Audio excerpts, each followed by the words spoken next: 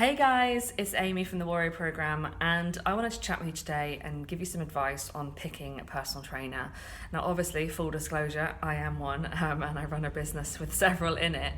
But the reason I wanted to share this advice with you was because one of the reasons I set this business up in the first place was because the way the industry works, and I'll go into more detail on this at a later date, is not great for clients or for trainers, in my opinion. And I wanted to set something up which was better for both. And also because I actually spend quite a lot of time picking personal trainers to work on the team. So although I'm not picking them for me to work on personally, I'm picking them to work on my behalf. So it's a pretty kind of similar situation, pretty significant decision.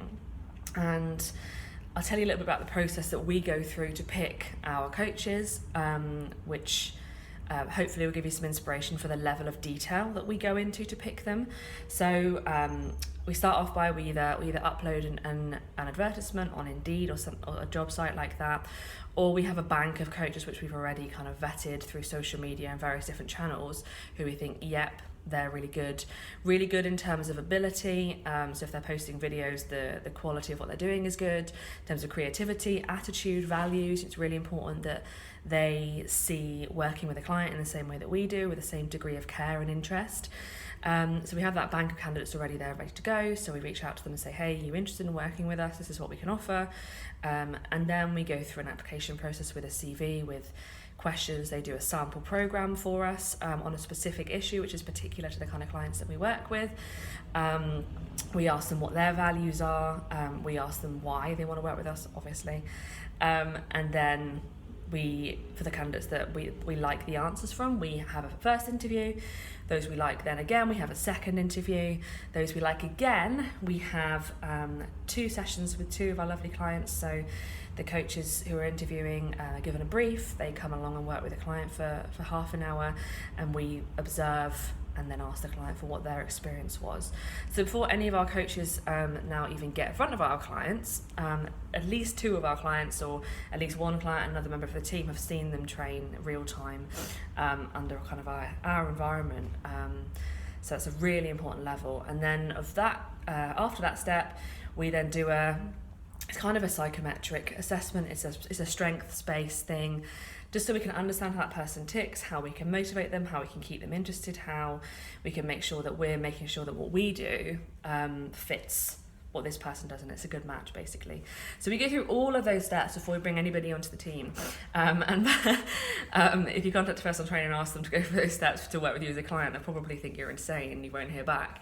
But the reason I share that is because it's a really important relationship and it's a really important decision, and having a great coach can have a massive impact on your life. I speak from personal experience there, both in the business and for me as an individual.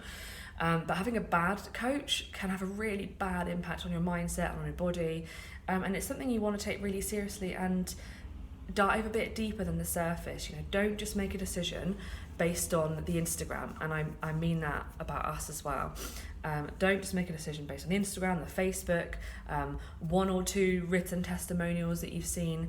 Read the whole lot of testimonials. If there's not many, ask for more. Seek out video testimonials. Written testimonials are wonderful. Video testimonials are even better because you're literally hearing it straight from the horse's mouth. Make sure you check out their website if they have one.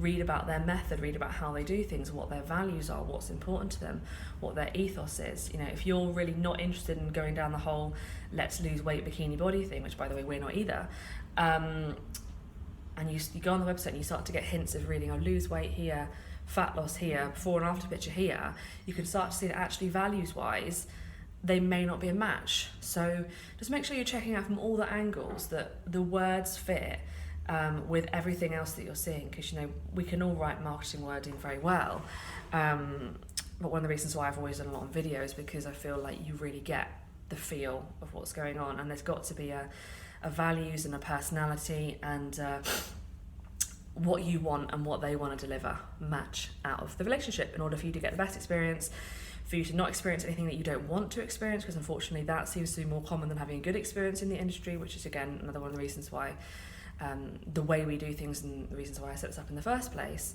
But hopefully that gives you just a couple of tips on how to choose a trainer. And if you have any questions, then have a look at us on www.thewarriorprogram.co.uk.